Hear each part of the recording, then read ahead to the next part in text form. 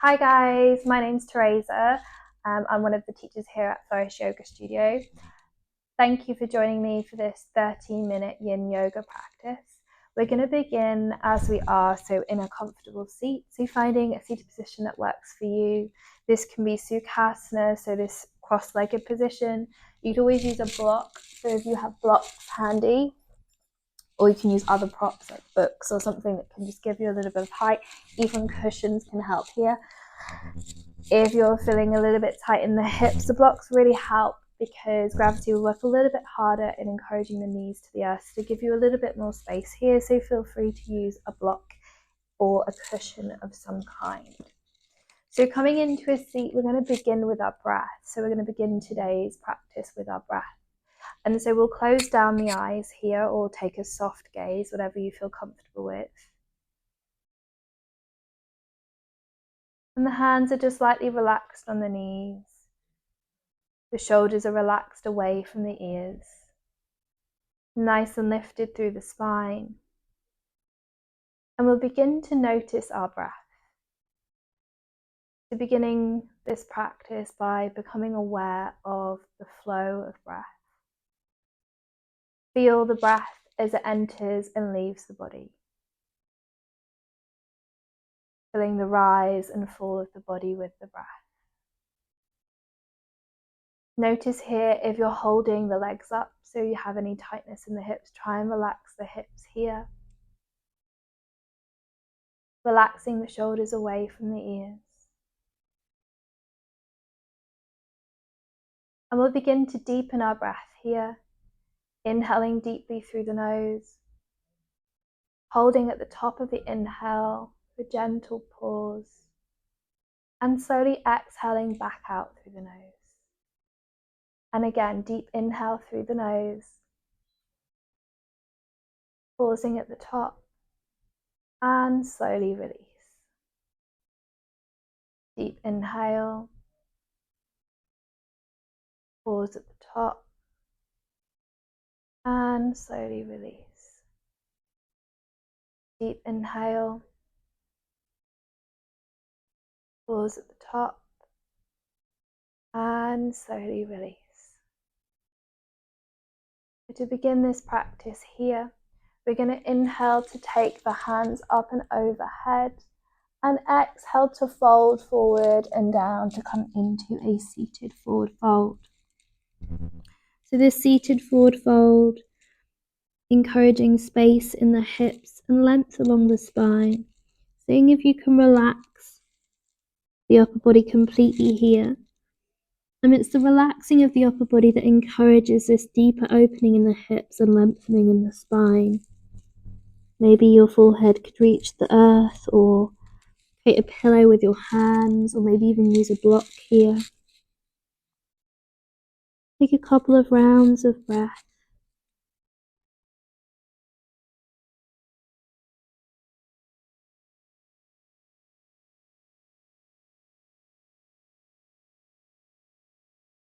And we'll gently come on up. Back into a seat. We'll transition from here into tabletop. So coming into tabletop, our all four position. Just checking you have hands in line with shoulders, knees in line with hips. We'll take a couple of gentle cat-cow postures here. So inhaling, taking the gaze forward, sending that belly down. Exhale, rounding through the spine, tucking the chin into chest. Inhale, gaze forward, down with the belly. And exhale to round through the spine. And one more round just like this. So inhale, gaze forward, down with the belly. And exhale, rounding through the spine. Okay, from here we'll come into our first yin posture. So for our first posture today, we're going to come into heart melting pose or puppy dog pose. We'll walk our hands towards the end of the mat and bring the forehead to the earth here. So feel this nice stretch along the arms, across the chest and the shoulders. Making space here, surrendering anything in the heart space that we don't need with us. With every exhale, letting it go, creating space.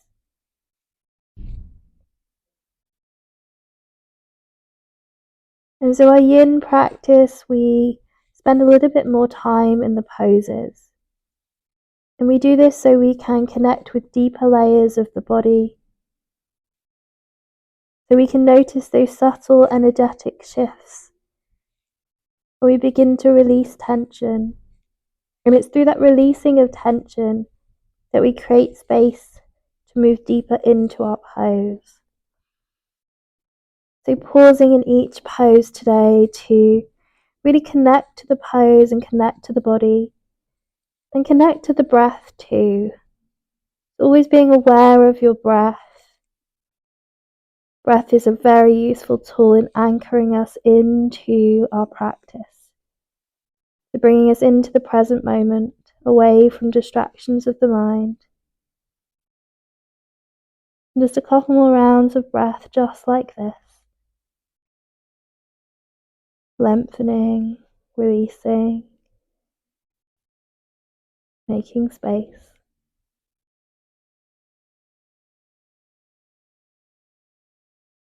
On your next inhale, you're going to slowly rise back up to tabletop. Bring the hands in line with the chest and just maybe walk the knees back slightly and lower all the way down to the earth here. From here we'll transition into Sphinx pose. So Sphinx pose, have a 90-degree bend in the elbows, forearms grounded here. Nice and long through the backs of the legs. Make this quite an active Sphinx pose by pressing into the tops of the feet and hovering the knees slightly here so you engage the back. And here is if you're creating some resistance by bringing the forearms towards you and pushing the chest forward and through the arms. So beginning to bring some sensations to the spine here. Primarily the lower back, but these sensations can travel all the way along the spine the longer you spend here. Remember, this is your yin practice, so we will spend a little bit of time here really connecting to this pose. And it really doesn't matter what time of the day you're practicing. Often yin is associated with an evening practice, and it's great for preparing for sleep. But equally, I like to do a yin in the morning, as it allows me to detach from the fatigue, sleepiness, when I wake up into the body. Let go of any of the tense sensations or tension that I'm holding from slumber. And if you're craving a slightly deeper back bend here, you can always take it a little bit deeper, coming into a seal pose, looking the hands closer towards the edges of the mat, fingers pointing outwards, and lifting up. Always walk the hands a little bit further in as well, and gain a slightly deeper back bend here. Just remember to relax the shoulders down. And whether you're in seal or Sphinx pose here, I'm going to just stretch the neck as well by taking our chin over to the right shoulder, gazing towards our right hip. Feel that crunch along the side as well as that stretch in the neck. And then on the exhale, allow the head to gently tilt back in through center. And then taking the chin over to the left side, gazing over that left shoulder, feeling that stretch along the left side of the body and along the right side of the neck. And gently come back through center. Take a couple more breaths here, lingering in this back bend. And gently make our way to the earth. So bring everything down, forehead comes to the earth. Here we'll slide our hands towards the chest, push into the hands and push up and back to a child's pose. So nice and wide through the knees, big toes together to touch, sitting bones to heels, forehead to the earth. And we'll take a traditional child pose with the hands towards our feet, so resting the top of the arms on top of the legs here. So definitely one of my favourite postures in yoga. A very interesting pose in many ways. The Balasana, child's pose, has a very strong energetic signature. So it can bring lots of things to the surface, maybe things we've been trying to avoid or hide from or distract ourselves from recently.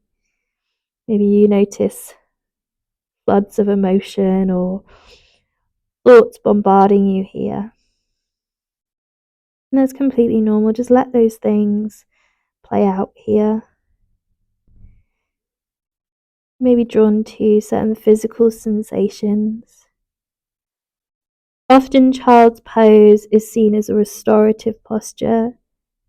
And in many ways it is. Except when you spend a little bit longer in this pose, you tap into deeper layers of the body and you become aware of all the areas of the body that this pose sends energy to. You may notice sensations in your feet, your ankles, your calves and your shins. That lengthening as we stretch the fascia around the knee and the thighs and the hips, the glutes, the whole length of the spine, the back of the neck, the chest and the shoulders, and the hands. And even connecting to this third eye chakra, the very center of our forehead.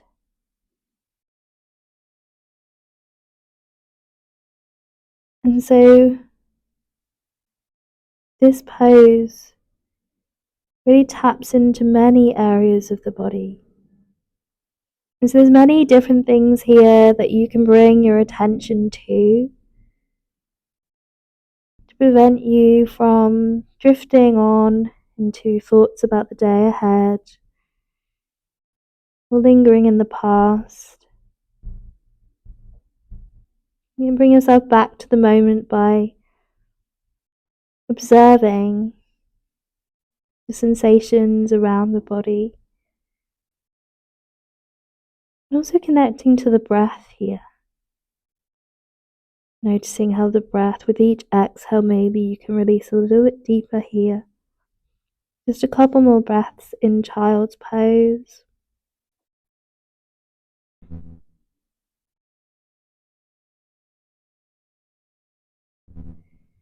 we'll gently guide ourselves on up. Our next yin posture, we're going to come in to deer pose. So deer pose, we're going to begin by taking the left leg out in front of us and taking it to a 90-degree angle. And the right leg is going to be alongside us. So you've got this 90-degree angle in the knee and you want the heel in line with the knee here on both legs. So the left leg out in front of you, heel in line with the knee. The right leg alongside you, heel in line with the knee. So 90-90 pose or deer pose. And you want to make sure your hips are square over that left hip, over that left thigh, and then coming forward and down. And if you're feeling a little bit stuck here, so this is quite a strong stretch of that external hip area. If you're feeling a little bit stuck here, then if you've got bolsters or blocks, then you can just lift yourself onto a block or a bolster. Some of you might have the space to come down a little bit deeper here, so you might be able to come all the way to the earth. And simply rest over this left thigh.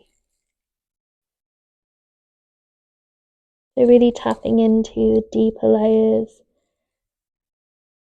surrounding the hip joints here.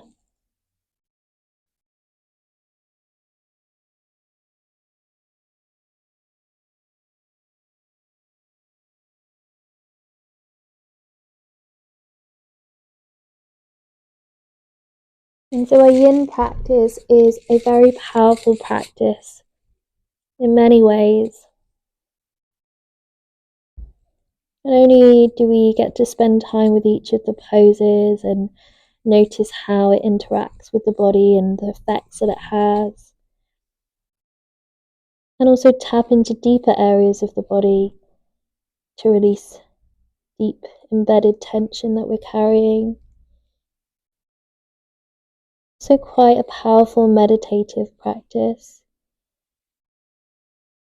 as these periods of stillness can promote space in between the thoughts, can slow down that monkey mind. And when we're here in the pose and our awareness is focused on sensations of the body or the breath, then this can help to keep us anchored into practice. It's also very useful in helping us stay in the present moment and not drifting away to the spiraling thoughts of the mind.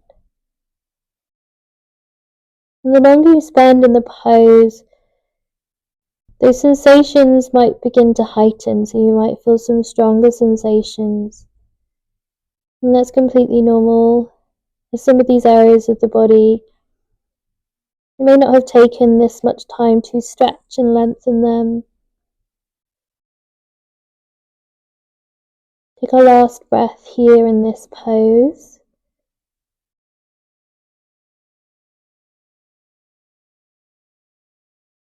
And gently guide ourselves on up. Well done. From here we'll come into our half butterfly pose, so sending that left leg long, bringing the right heel into groin here. And so here we'll come up nice and tall through the spine, so inhale to lift and lengthen, and exhale to fold forward and down. Just checking that your toes are flexed towards you here, and your hand may come to the shin, they may meet the foot, they may come to the ankles, so just noticing wherever your hands meet the lower body and allowing that to be the place that you settle. And then once you arrive there, work towards allowing the upper body to become heavy and encourage the deepening of this stretch here.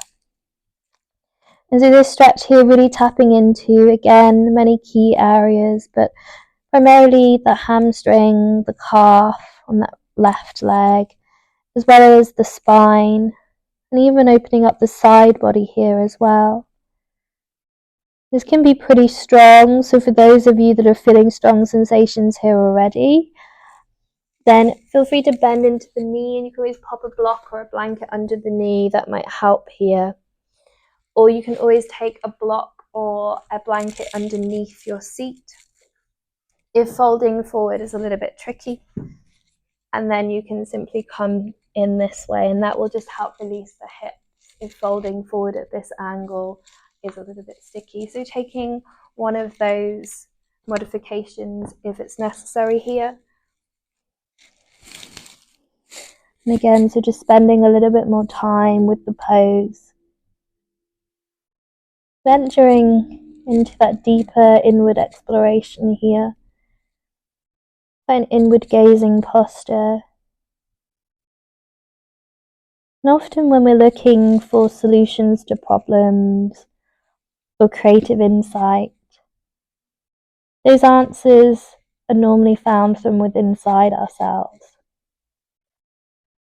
And so our yoga practice is a stark reminder to take some time to venture inwards when we're looking for inspiration, we're looking for a solution. Don't always have to continue that search outside of ourselves. Sometimes slowing down and going inwards is enough to steer you on the right path.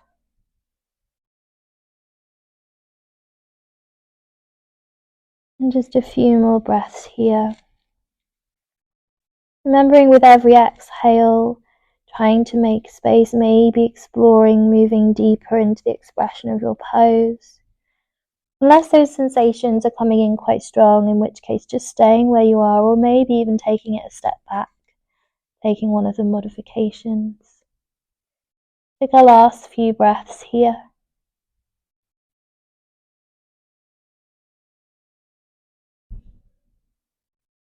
And gently come on up. Very good. So taking that same little sequence on the second side then. So this time having that right leg out in front of you, left leg along the side of you. Remember to have a 90-degree angle in the knee and the heel in line with the knee on both legs. So left leg is out to the side, right leg is out in front of you. You want to square so that your hips are in line just over that right thigh, nice and tall, and then bow down over that right thigh. And no two sides of the body are the same.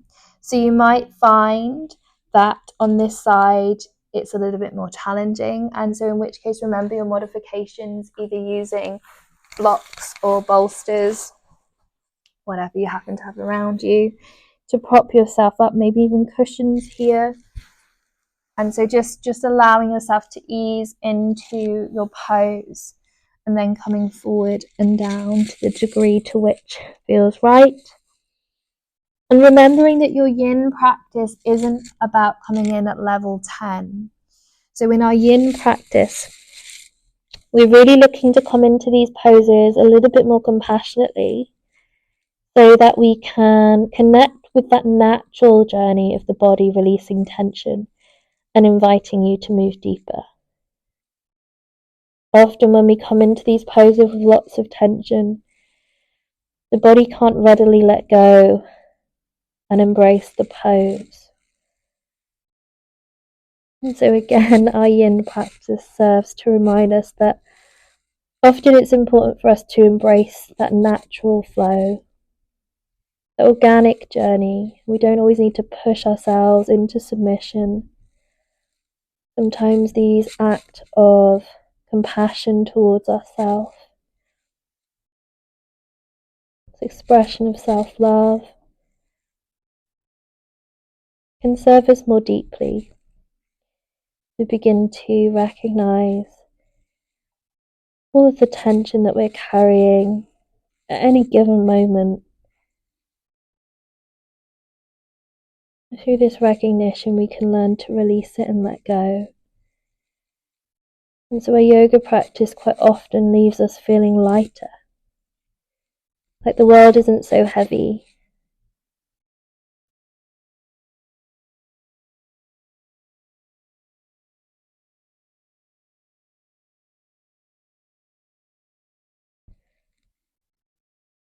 Just the last few breaths here.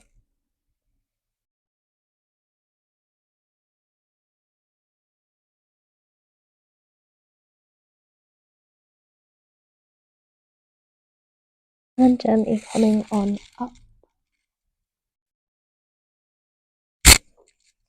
And so for our last pose, coming into that half butterfly pose on the second side. So sending that right leg straight, left heel into groin this time. Again, nice and square over that right leg.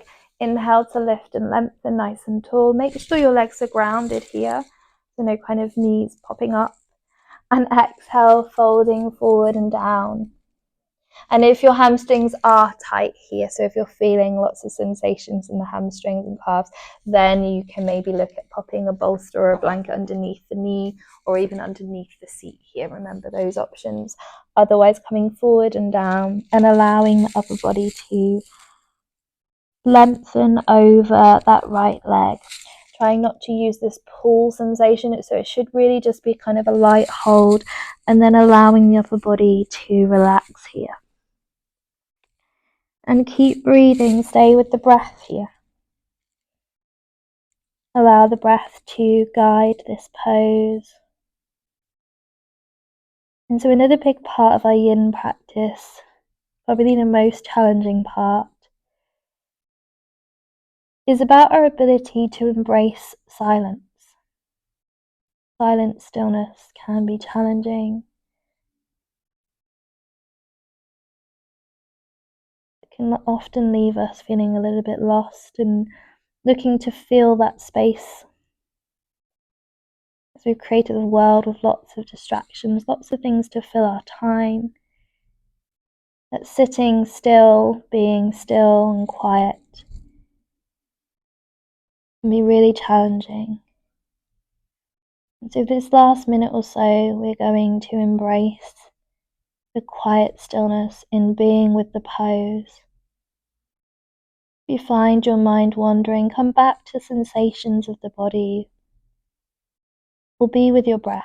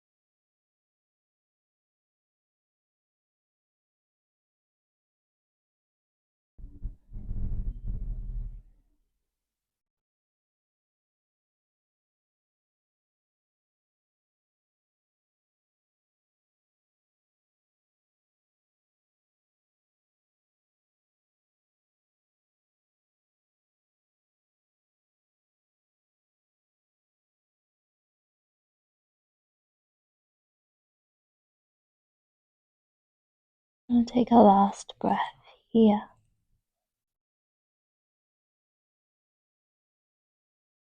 And gently make your way up. Okay, from here we're going to make our way back to the earth. So come to lie down on our backs. We massage the spine by rocking right and left. Taking the palms of the hands down, sending the legs over to the left. A couple of breaths here, maybe guiding them down with that left hand.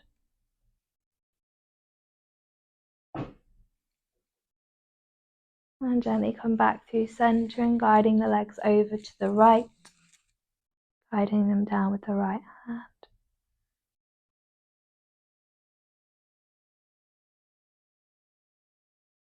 And then we'll make our way to Savasana. And you can remain here for as long as feels right, if you have the time. Otherwise, thank you for your practice. Namaste.